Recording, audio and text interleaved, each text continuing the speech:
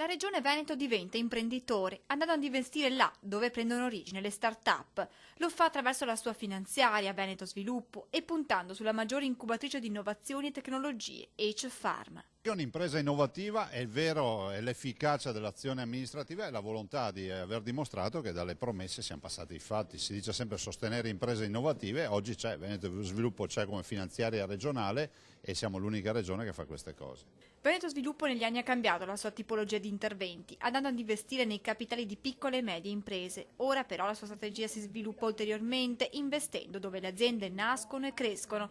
La finanziaria regionale entra nel capitale di H-Farm acquisendo una quota del 4% e investendo 1,5 milioni di euro che andranno in concreto a dare linfa alle aziende appena incubate, ma anche a quelle già radicate sul territorio e che puntano a crescere ulteriormente. Questo rapporto con Veneto Sviluppo per noi è fondamentale perché ci avvicina ancora di più al territorio, ci rende partecipi di quelle che sono le esigenze del territorio, avremo una loro persona dentro il nostro consiglio di amministrazione, possiamo ragionare ancora di più in una logica geografica di far crescere qui qualcosa di molto importante. Veneto Sviluppo arriva così ad investire sui giovani che lavorano ad H-Farm, 350 attualmente, a cui se ne aggiungono 50 ogni semestre, in controtendenza rispetto ai dati sulla disoccupazione giovanile al 23,5%. Noi qui stiamo cercando di portare tutti i giovani consapevoli che sanno come interpretare questa cosa e vogliamo mettere di fronte a loro appunto le esigenze delle aziende, perché unendo queste due cose possiamo portare veramente grande valore sul territorio e creare qualcosa di unico.